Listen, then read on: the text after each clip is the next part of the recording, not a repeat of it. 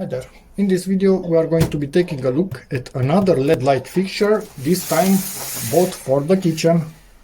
So in theory 122 watts and 110 lumens per watt, so why can't you do the addition yourself, or the whatever it's called actually. So they say from 10 to 25 square meters.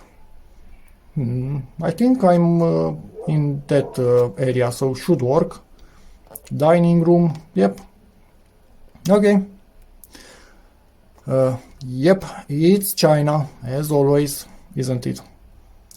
And I'm not going to do the multiplication here actually, because for sure it's not right what they tell you here. Or it could be right for the LED strips inside this thing, but not for the whole fixture. I've played around with a few of these already today, and they don't give as much light as you expect from the wattage they consume. So they are not as efficient as they could be. Much more efficient than an old incandescent bulb, but not as efficient as LED should be, because they are LED strips and they have weird designs which make them quite less good as a simple LED bulb. So there's that. Let's get it out of the box and hope for the best.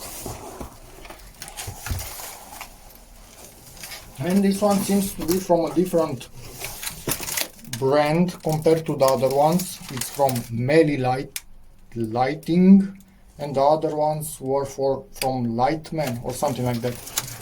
But we will see from the remote control if it's identical to the other ones or not. So let's try to put things aside. Not much of an unboxing here. We also have these things which are close to useless, but hey, they're included, so I need to show them to you. And efficiency. Are you actually not telling me? So they are not even telling me. So this is fake AF. You are not telling me how efficient this thing is actually. That's cool. Didn't expect that, did I? Anyway, glad I bought this more for the design, not efficiency. Voila. For the kitchen, I think it's half decent. Let's cut through the package on this thing. They seem to have a similar build, all of them. And this is strong.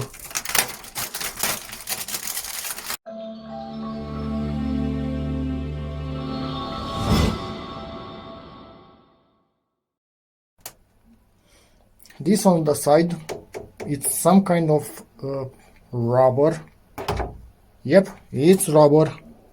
And do we have the LEDs? Yes, we have them down deep in there. LED strip. So let's put the rubber back. I don't mind it, as long as it's not 100% obvious, and it will not be at 2.5 meters. Metal, painted metal once again, bent. And I think I don't have enough battery in my phone. Not sure where it cut off. This is wireless. The other ones were no, this is IR. The other ones that I played with were wireless, and this is why we have this for the IR. It's an IR receiver, and we have the LED right here.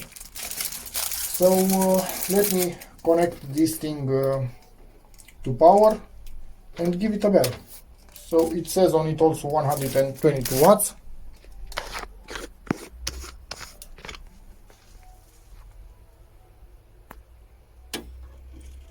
So maximum 70 watts times 2. We will plug it into this thing and see how much it actually draws, and we will check with my eyes how much light it outputs. You can see some light strips, LED strips actually right here. So let's connect this to 20 volts. Okay, put some real Panasonic batteries in here. It comes with some Royals that actually look like Duracells from the distance. So that's nice, isn't it? Yeah, it has these things, again, useless. Okay, let's power this thing on and see what we actually get. Oh, my bad. Okay. Okay. Off. On. And okay, color temperature, changing it to warm white, going to cold white. Okay, and we have some party tricks. Let me turn this thing around so we see better the party tricks. Okay, so this thing is on and it has some interesting features. The remote, to lower the light intensity, you can press down or left. It does exactly the same thing. So this remote is also used in other fixtures that have other features, clearly. And up and to the right, also increase it exactly the same. Let's lower it just a tiny bit. Off, obvious. On, obvious. Night light. And you cannot get out of night light. Let me just turn off my main light. So even night light is quite bright, honestly. You cannot use it over the night in a room where you sleep. Just if you let it, I don't know, by itself on somewhere, somehow, but not to sleep with it on. And to go to the max, you don't have any other way than to press the button up and hold it until it's full. And it draws about 81, 82 watts. Section changes the modes, so you have yellow here and on outside and white light here. Come on, white all over, yellow here and white outside and here. So it has a few modes. You can also change the color temperature from minus and plus, but I think only when it's full on white you can do this. Yes, exactly. Or weirdly enough, it will just switch between some modes. Yeah, so it's doing that by switching some modes. You can never have all of them warm white or all of them cool white. You will always have these two the same and that one opposed.